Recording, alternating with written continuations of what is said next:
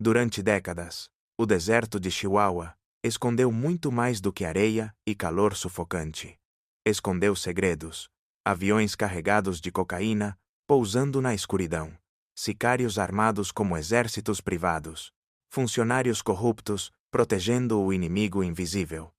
E, no centro de tudo, um sobrenome que inspirava medo em ambos os lados da fronteira: Carrillo Fuentes. Hoje, mais de uma década após a captura de Vicente Carrillo Fuentes, conhecido como El Viceroy, o legado do cartel de Juárez continua ecoando como um rastro de sangue nas ruas do México. Seu irmão, Amado Carrillo Fuentes, apelidado de O Senhor dos Céus, não apenas redefiniu o narcotráfico, ele o industrializou. Juntos, ergueram um império que chegou a movimentar mais de 300 milhões de dólares por semana, controlando rotas, praças, instituições e, em certos momentos, até a política local. Mas sua história não é apenas uma crônica de poder. É uma história de traição, guerra e morte.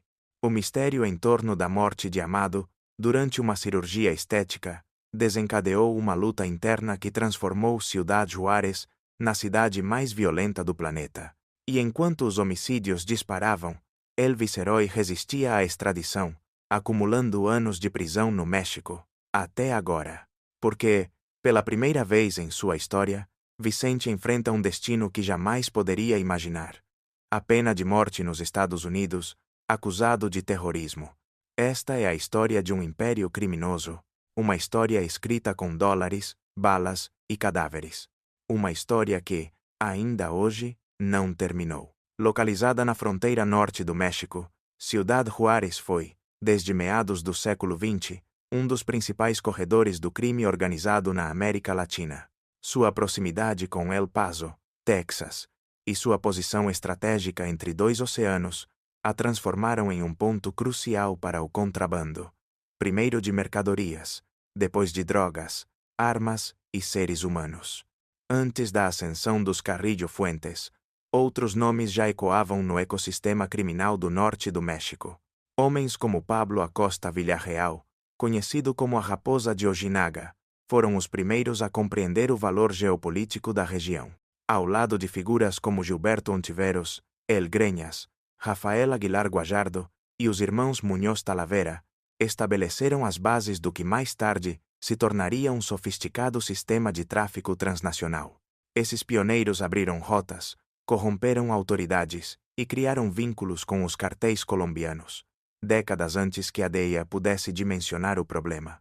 Mas o verdadeiro ponto de inflexão chegou com um nome que marcaria para sempre a história do narcotráfico no México: Ernesto Fonseca Carrillo, conhecido como Don Neto. Sob sua liderança, o cartel nascente experimentou uma expansão acelerada, tornando-se um nó-chave no tráfico para os Estados Unidos.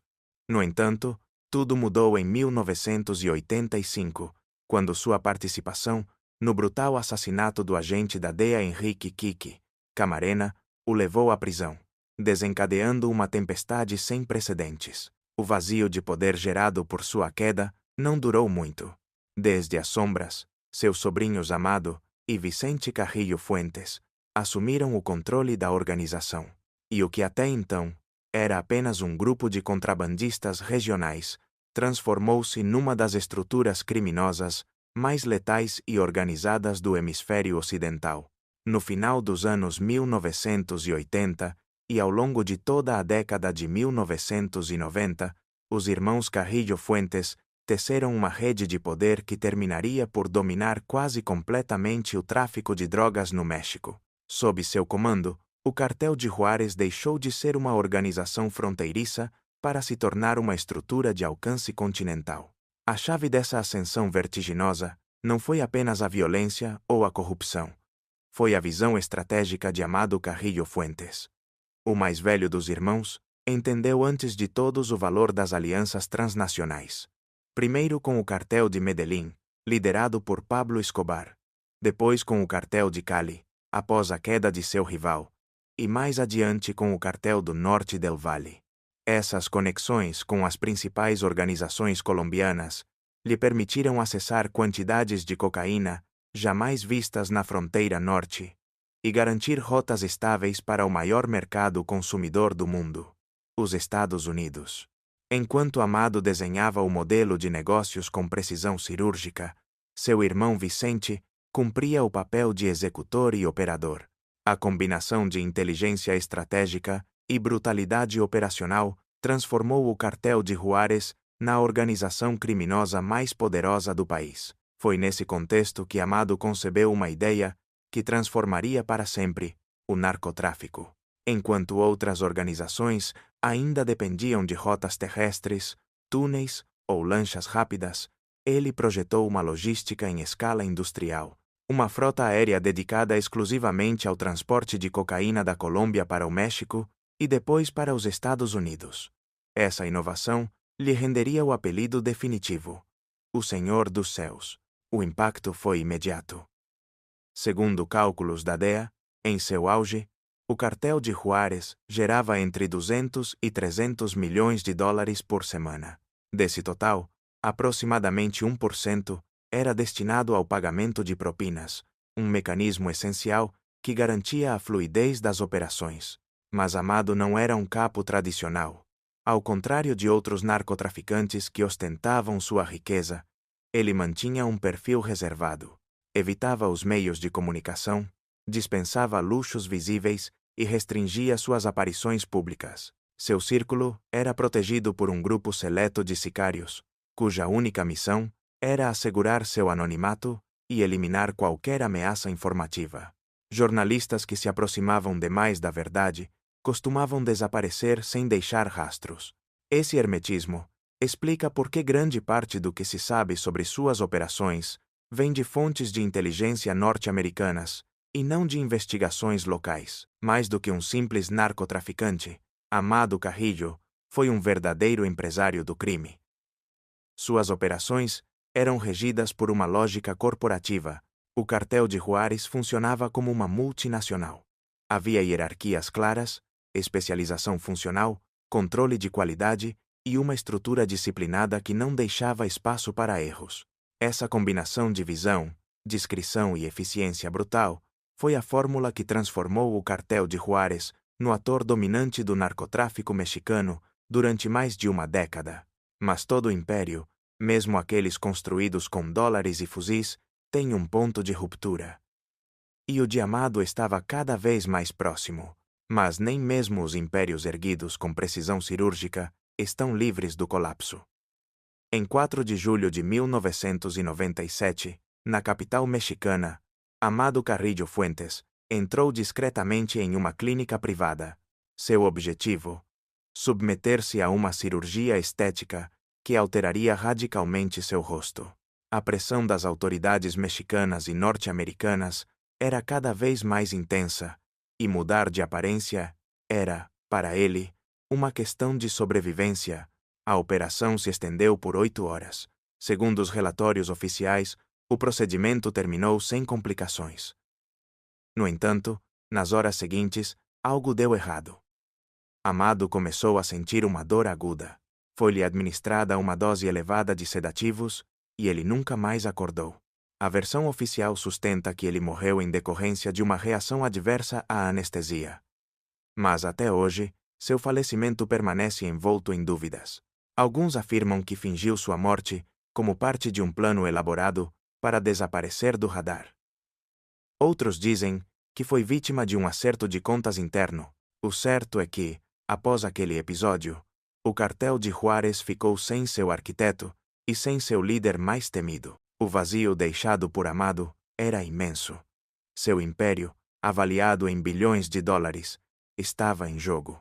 A organização contava com uma estrutura complexa, dezenas de rotas, vínculos internacionais, uma rede de proteção institucional e um legado sangrento.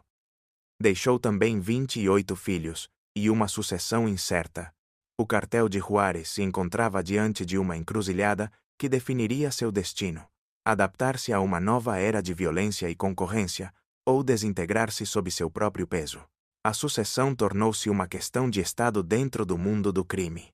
Entre os possíveis herdeiros figurava Vicente Carrillo Leiva, filho de Amado, mas sua juventude e falta de experiência o desqualificavam.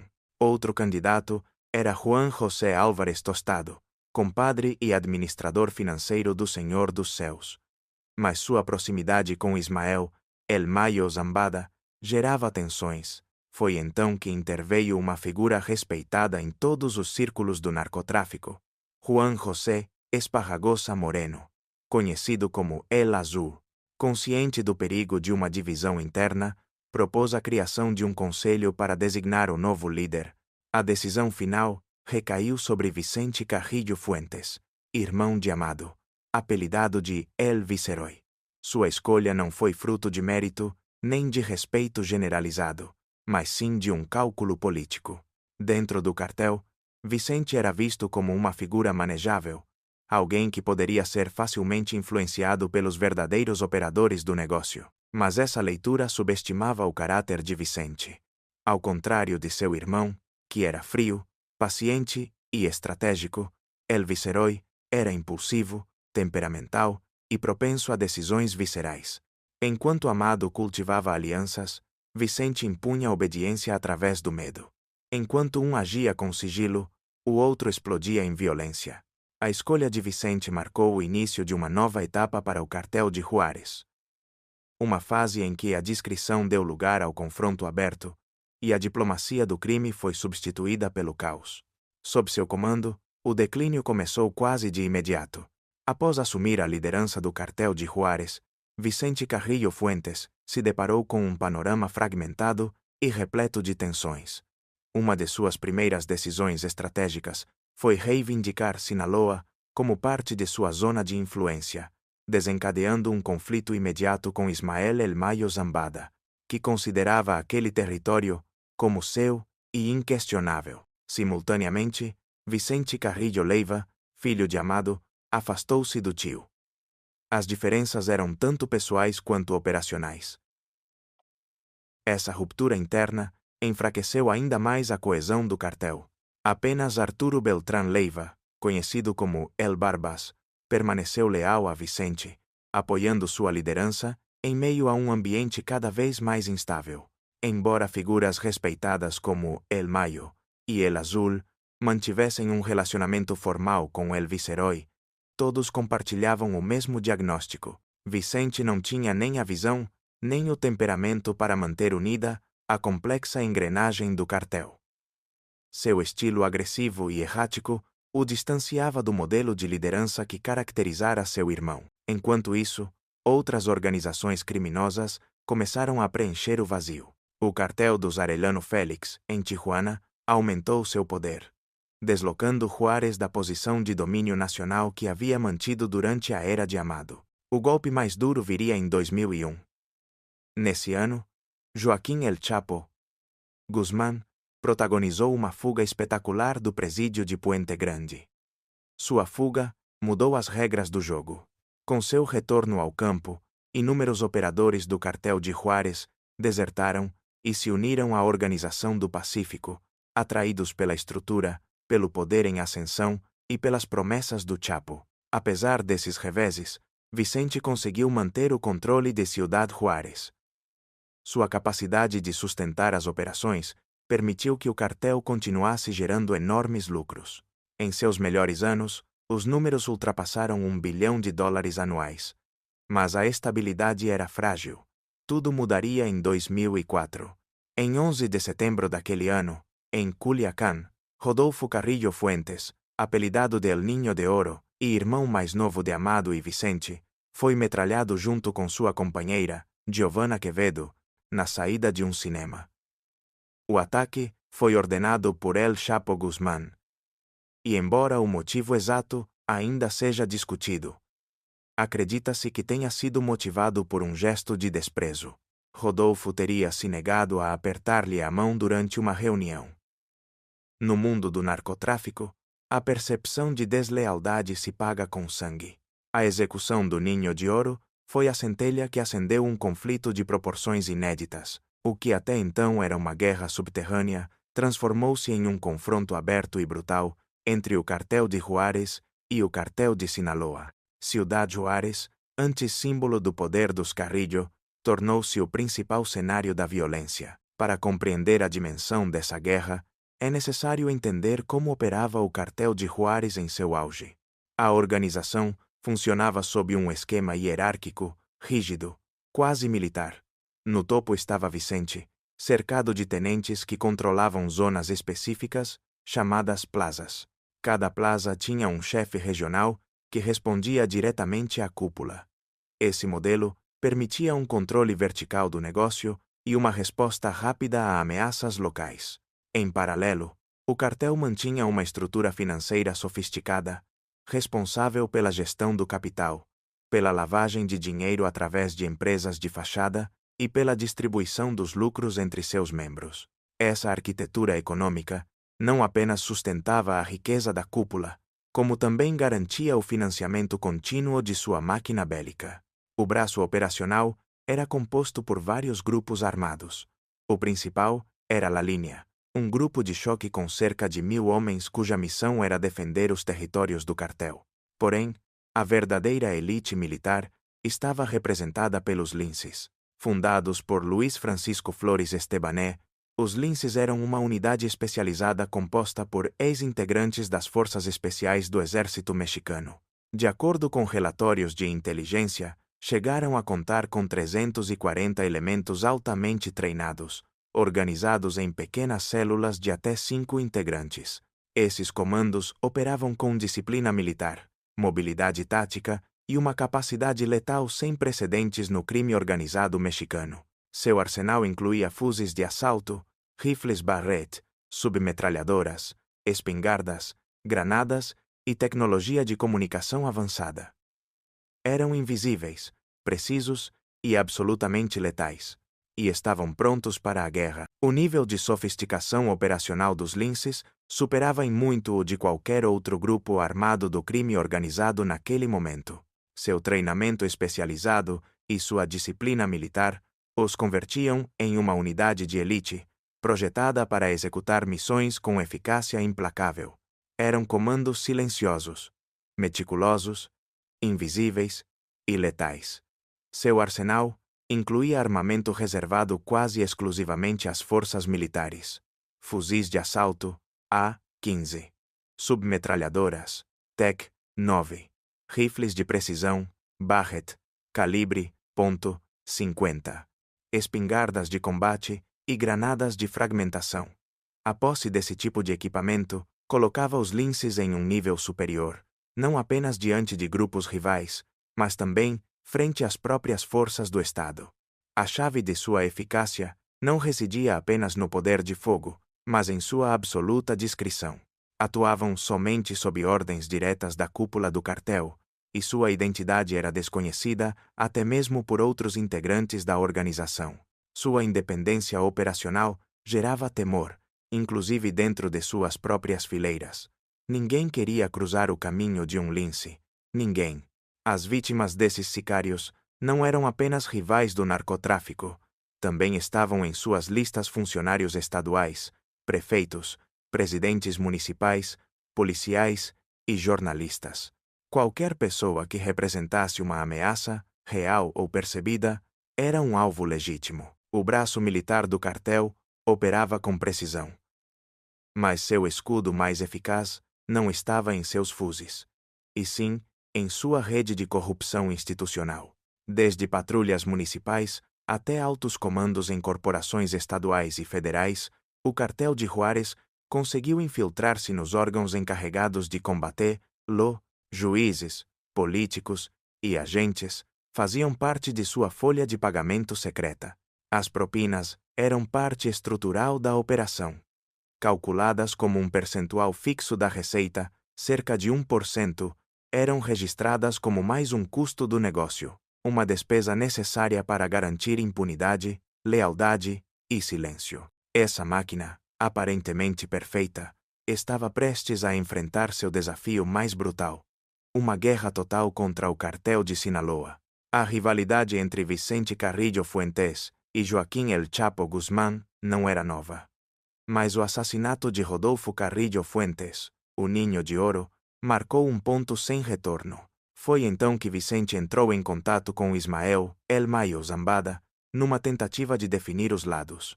Está comigo ou contra mim? perguntou Carrillo. El Mayo respondeu que estava do seu lado. Mas quando Vicente exigiu que lhe entregasse El Chapo, obteve apenas silêncio. Esse silêncio foi a confirmação. A guerra havia começado. A resposta não demorou a chegar. Em 31 de dezembro de 2004, Arturo Guzmán Loera, conhecido como El Pollo e irmão de El Chapo, foi assassinado dentro do Presídio Federal de Segurança Máxima do Altiplano. Todos apontaram Vicente Carrillo como autor intelectual do crime. Foi um golpe pessoal, direto e simbólico. Com esse ato de vingança, 2005 começou com ambas as organizações em guerra aberta. El Viceroy mobilizou todos os seus recursos disponíveis, reforçou La Línea, seu braço armado histórico, e fortaleceu sua aliança com Barrio Azteca, uma quadrilha binacional com forte presença em El Paso e Ciudad Juárez. Mas nem mesmo essas forças combinadas foram suficientes diante do poder em ascensão do cartel de Sinaloa. Guzmán e Zambada não apenas tinham recursos ilimitados, mas contavam com uma rede de alianças que Vicente nunca conseguiu construir. Durante um breve período, o conflito diminuiu quando os sinaloenses concentraram sua atenção em uma nova guerra. O confronto com o Cartel do Golfo. Era a oportunidade perfeita para que Carrillo se reorganizasse, estabelecesse novos acordos ou reforçasse suas defesas. Mas ele não o fez. Desperdiçou o momento.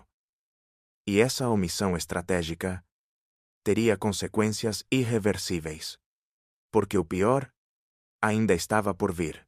No ano de 2007, a guerra que já consumia Ciudad Juárez alcançou um novo nível de complexidade. Vicente Carrillo Fuentes, que até então travava uma sangrenta batalha contra o cartel de Sinaloa, viu-se diante de um segundo inimigo: o Cartel do Golfo. O confronto simultâneo contra duas das organizações criminosas mais poderosas do país tornou-se um fardo insustentável. O resultado foi devastador. Ciudad Juárez, que em outros tempos havia sido símbolo do domínio absoluto dos Carrillo Fuentes, transformou-se na cidade mais violenta do mundo. Durante os anos mais intensos do conflito, registraram-se mais de 8 homicídios violentos, muitos deles com níveis de brutalidade que beiravam o desumano. Somente nos 3 primeiros meses de 2008, mais de 200 pessoas foram executadas. Os números falavam por si só, mas não refletiam o terror cotidiano vivido nas ruas: tiroteios em plena luz do dia, sequestros indiscriminados, decapitações, mensagens escritas com sangue. A violência deixou de ser exceção para tornar-se rotina. Diante do colapso da ordem, o governo do então presidente Felipe Calderón lançou uma série de operações militares na região, no âmbito de sua estratégia nacional de combate ao narcotráfico. No entanto, múltiplos relatórios indicaram que essas intervenções favoreceram indiretamente o cartel de Sinaloa. A percepção generalizada era de que as forças do Estado aplicavam uma política seletiva de pressão, enfraquecendo os inimigos de El Chapo Guzmán e permitindo que sua organização se consolidasse. Juárez vivia em estado de guerra. A população civil ficou presa no fogo cruzado. A vida cotidiana foi transformada pelo medo. Os comércios fechavam ao entardecer, os pais evitavam levar seus filhos à escola e os eventos públicos foram cancelados indefinidamente. A economia local entrou em colapso, o turismo desapareceu e milhares de residentes abandonaram a cidade. As instituições públicas foram ultrapassadas. Policiais renunciavam em massa por medo de serem executados ou, em muitos casos, acabavam engrossando as fileiras de um ou de outro grupo. Os hospitais funcionavam em condições próprias de uma zona de guerra, atendendo incessantemente feridos de combate. As escolas suspendiam constantemente as aulas devido a tiroteios próximos ou ameaças de bomba. Essa espiral de horror marcou o começo do fim para o cartel de Juárez. Enquanto o cartel de Sinaloa ampliava seu controle sobre as rotas, as praças e as estruturas institucionais, o poder de Vicente Carrillo se enfraquecia rapidamente. Sua autoridade já não era temida como antes.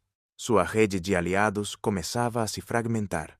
Nesse contexto, Vicente Carrillo Fuentes tomou uma decisão que muitos interpretaram como um recuo definitivo. Abandonou Ciudad Juárez e o estado de Chihuahua, transferindo suas operações para Torreón, Coahuila. Esse movimento evidenciava o que já era evidente para todos. El Viceroy havia perdido o controle de seu bastião histórico.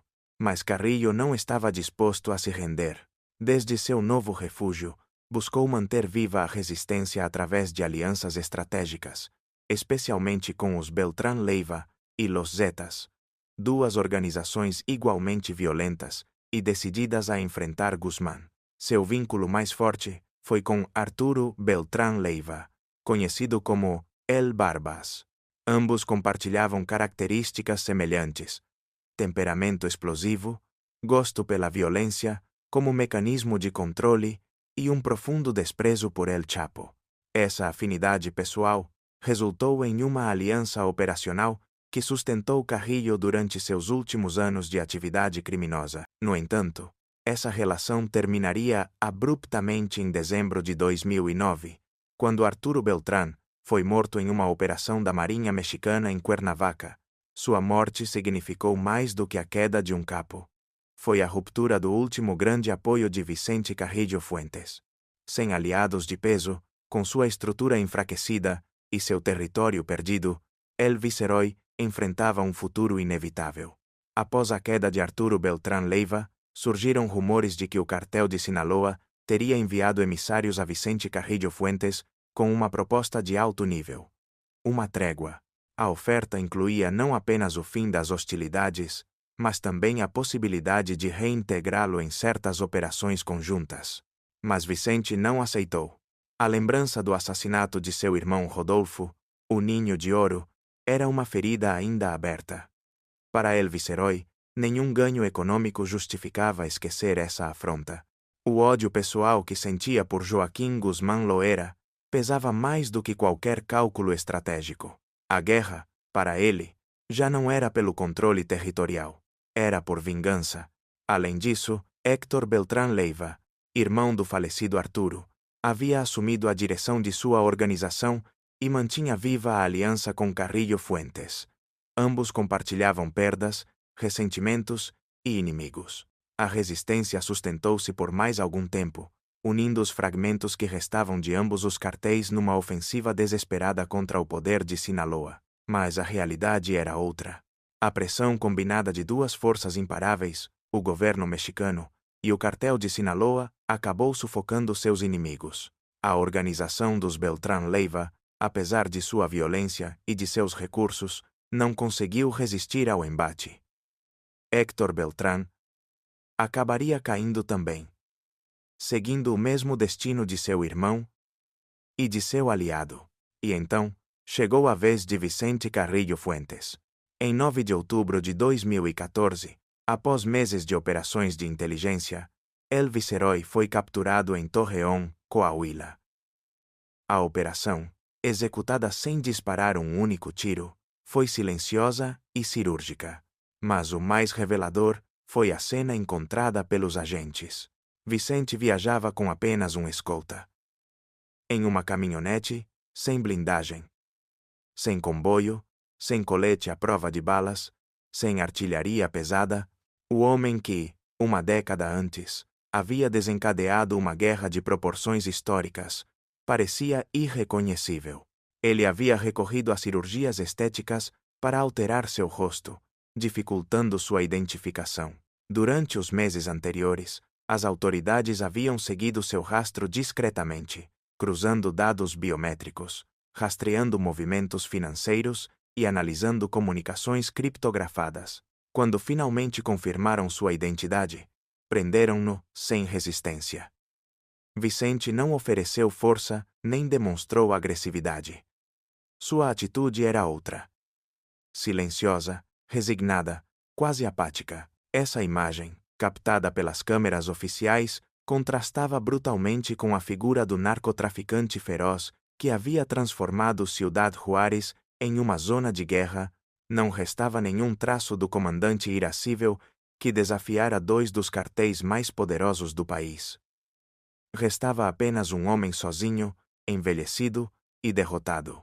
embora houvesse uma ordem de extradição para os Estados Unidos, o processo foi adiado.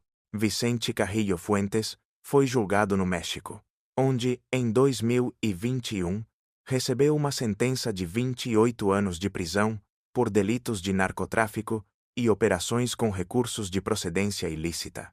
Tudo indicava que sua história terminaria ali, que o último chefe de alto nível do cartel de Juárez terminaria seus dias em uma cela, longe do mito de seu irmão amado, mas carregando um legado muito mais cru e sangrento. O que ninguém imaginava é que ainda restava um último capítulo, inesperado e carregado de consequências, para o homem que um dia reinou sobre a fronteira mais perigosa do mundo. Após a queda de Vicente Carrillo Fuentes, o controle do enfraquecido cartel de Juárez recaiu sobre Juan Pablo Ledesma, conhecido como JL. Essa mudança marcou o início de uma nova etapa para a organização. Uma era sem glória, centrada não mais na dominação territorial, mas na sobrevivência operacional. Ao contrário de seus antecessores, Ledesma não pertencia à dinastia Carrillo. Não era herdeiro de linhagem, mas produto da base. Havia ascendido a partir das operações de campo, consolidando-se como líder do grupo La Línea, o braço armado, que resistiu aos piores anos da guerra contra o cartel de Sinaloa. Sua origem operacional lhe conferia uma perspectiva distinta. Enquanto os Carrillo governavam a partir da cúpula com uma lógica vertical e personalista, Ledesma compreendia a realidade do terreno. Apostou em uma estratégia mais pragmática, menos simbólica, deixando de lado os ajustes de contas familiares. Sua prioridade era manter a organização viva, ainda que fosse à custa de sua antiga identidade. Sob sua liderança, La Línea começou a mudar. Passou de uma força paramilitar subordinada ao cartel para uma estrutura quase independente, com operações próprias, hierarquias internas e autonomia estratégica. Embora continuassem vinculados ao nome histórico do cartel de Juárez, na prática, já eram outra organização. Essa transição veio acompanhada de uma fragmentação territorial. La Línea mantinha presença em diversas regiões do estado de Chihuahua, mas de forma descentralizada. Em Ciudad Juárez, o controle recaía sobre César Manjarrés Alonso, conhecido como El AG2. Na região de Namiquipa, dominava Gustavo Chaves Villa, conhecido como El Master. A falta de um comando central forte favoreceu o surgimento de novos subgrupos. Em 2018, surgiu uma célula identificada como Los Escorpiones, encarregada de patrulhar setores de Ciudad Juárez e apontada por sua participação em execuções, tiroteios e assassinatos de policiais. Essa fragmentação interna, longe de fortalecer a estrutura, a enfraqueceu. A nova configuração era mais horizontal, menos hierárquica do que nos tempos de Amado ou Vicente. Cada líder regional operava com relativa independência, o que resultava em tensões, competição por recursos e perda de coesão. A crise não era nova. Desde 2010, o cartel havia sofrido golpes consecutivos em enfrentamentos com Los Zetas e os Beltrán Leiva, seus antigos aliados. A perda de rotas estratégicas, o desgaste da guerra e o êxodo de sicários para grupos rivais corroíam gradualmente seu poder. Muitos dos operadores que haviam servido ao cartel de Juárez terminaram se unindo a Sinaloa, a família michoacana, ou simplesmente atuando como mercenários para o melhor pagador. O colapso parecia inevitável. Foi nesse contexto de fraqueza que Ledesma tomou uma decisão que surpreendeu até seus próprios homens. Em 2017, firmou uma aliança com o cartel Jalisco Nueva Generación, CJNG. O acordo era claro: entregar ao CJNG o controle das operações ilícitas em Chihuahua, em troca de proteção, armas, recursos e apoio militar. Com essa jogada, o equilíbrio do poder criminal no estado mudou radicalmente.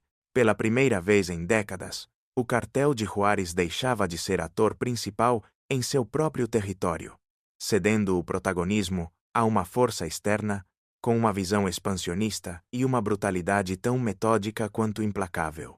A aliança entre La Línea e o cartel Jalisco Nueva Generación alterou de forma radical o panorama criminal em Chihuahua. A partir desse momento, o CJNG passou a ser a força dominante da região, absorvendo rotas, recursos e estruturas que em outros tempos estiveram sob o controle absoluto do cartel de Juárez. Mas esse novo equilíbrio de poder não trouxe paz. De acordo com relatórios de inteligência de agências mexicanas e norte-americanas, a reconfiguração territorial não apenas não reduziu a violência, como intensificou os confrontos entre grupos rivais e facções internas. Em 4 de abril de 2020, na região serrana do município de Madera, ocorreu um dos episódios mais sangrentos da década. Nesse dia, sicários de La Línea enfrentaram homens armados ligados a um operador conhecido como El Jaguar, figura emergente do crime organizado no norte do país. O saldo foi brutal. Pelo menos 19 mortos, dezenas de veículos abandonados, alguns incendiados e um total de 19 armas longas apreendidas, além de uma arma curta. A cena encontrada pelas autoridades era a de um campo de batalha em plena serra chihuahuense. Aquele confronto não foi um fato isolado. Fez parte de uma onda de violência que, em menos de 24 horas, deixou 35 homicídios em diferentes pontos do estado. O Chihuahua, mais uma vez, se esvaía em sangue entre velhos conflitos e novas ambições. Enquanto isso, longe do barulho das balas, outro capítulo se desenrolava em silêncio. O destino prisional de Vicente Carrillo Fuentes, o homem que em outros tempos havia comandado todo esse império. Desde sua captura em 2014, Carrillo Fuentes permanecia recluso no México, cumprindo uma pena de 28 anos por narcotráfico e crimes contra a saúde. Mas sua situação legal era mais complexa do que aparentava. Apesar de existir uma ordem de extradição emitida pela Corte Federal do Distrito Oeste do Texas, Vicente conseguiu bloquear o processo durante anos por meio de uma série de amparos, recursos legais e estratégias protelatórias. Em setembro do ano anterior, havia conseguido inclusive uma suspensão definitiva, o que parecia assegurar sua permanência em território mexicano. Mas em 21 de novembro, um juiz federal anulou o amparo, abrindo caminho para que a Secretaria de Relações Exteriores retomasse o procedimento de extradição. Para Carrillo, foi um golpe devastador. A ameaça de ser entregue aos Estados Unidos tornava-se uma realidade iminente. E não se tratava de um julgamento qualquer. As acusações contra ele incluíam homicídio, narcotráfico em grande escala e lavagem de dinheiro. Crimes que o colocavam entre os criminosos mais procurados do mundo. O FBI oferecia uma recompensa de $5 milhões por informações que levassem à sua captura. No México, a então PGR havia fixado uma recompensa de 30 milhões de pesos. Vicente Carrillo não era um preso comum. Era uma figura emblemática do crime transnacional. Durante anos, sua defesa conseguiu evitar o inevitável. Mas em fevereiro de 2025, o processo tomou um rumo inesperado. No dia 27, Vicente Carrillo Fuentes foi transferido para os Estados Unidos junto a Rafael Caro Quintero e outros 27 capos mexicanos de alto perfil. Mas o que surpreendeu não foi a extradição em si, mas a forma como foi executada.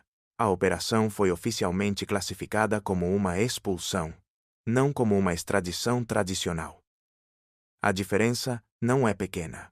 Enquanto a extradição implica um processo judicial com garantias e limites, como a impossibilidade de aplicar a pena de morte mortária, a expulsão baseia-se em disposições administrativas e pode contornar esses compromissos. O Departamento de Justiça e o Departamento de Estado dos EUA, em coordenação com a Fiscalia General de la República do México, defenderam a ação como uma medida excepcional sob a Lei de Segurança Nacional. O argumento era que os expulsos representavam um risco direto para a segurança binacional. Esse detalhe legal abriu a possibilidade de que, pela primeira vez em décadas, um narcotraficante mexicano enfrentasse a pena de morte em território norte-americano. Vicente Carrillo Fuentes, o homem que desafiou seus inimigos até o fim, estava prestes a enfrentar seu julgamento mais temido. E desta vez, já não tinha poder para negociar. Em 28 de fevereiro, Vicente Carrillo Fuentes compareceu perante a Corte Federal do Distrito Leste de Nova York. Na sala, o magistrado Robert M. Levy fez uma pergunta direta que ecoou com força. Podem me explicar a diferença entre expulsão e extradição? O Ministério Público respondeu com uma explicação técnica, mas de implicações contundentes. Ressaltou que os acusados, incluindo Carrillo Fuentes, não haviam sido formalmente extraditados, mas expulsos sob os termos da Lei de Segurança Nacional do México, com o consentimento explícito do governo mexicano. Esse procedimento omitia as restrições legais de uma extradição tradicional, o que significava que Vicente não estava protegido contra a possibilidade de receber a pena de morte, uma diferença sutil, em termos jurídicos, mas abismal em suas consequências.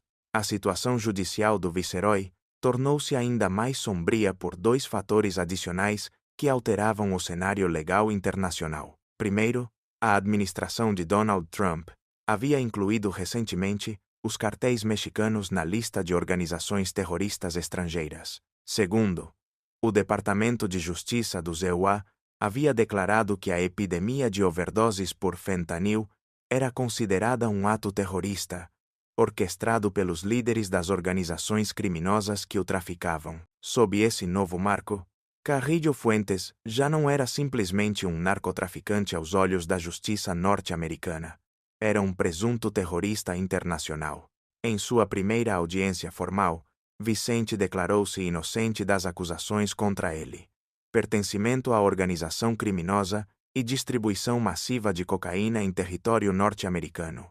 A corte marcou sua audiência preliminar para 25 de março. Enquanto a imprensa internacional e analistas do crime organizado observavam atentamente o que poderia ser o último capítulo da história do Cartel de Juárez. Uma história que, durante quase 3 décadas, transformou de forma irreversível não apenas o panorama do narcotráfico mexicano, mas também a vida de milhões de pessoas na fronteira norte. O custo humano de suas guerras internas, de seus pactos corruptos e de suas estratégias de dominação é incalculável. Embora os números oficiais falem de milhares de mortes diretamente associadas à sua atividade criminosa, a realidade é ainda mais profunda. A cidade de Juárez, epicentro do Império Carrillo, viveu uma transformação traumática. De ser uma cidade industrial em expansão, com promessas de crescimento econômico, graças à sua proximidade com os Estados Unidos, passou a ser a cidade mais perigosa do planeta. Durante o auge do conflito com o cartel de Sinaloa, entre 2008 e 2010, os níveis de violência atingiram números históricos. Mais de 80 homicídios em menos de 3 anos. Muitos deles, executados com uma brutalidade calculada, como mensagem de terror. O impacto foi devastador. As ruas ficaram marcadas pelos confrontos. Comércios abandonados, bairros inteiros vazios, casas fortificadas com grades, câmeras e muros. A arquitetura urbana passou a refletir o medo como forma de vida. Mas ainda mais profundas foram as feridas invisíveis. Uma geração de crianças e jovens de Juárez cresceu entre cadáveres, patrulhas militares e toques de recolher autoimpostos. A morte tornou-se parte do cotidiano. E essa normalização do horror deixou uma marca indelével.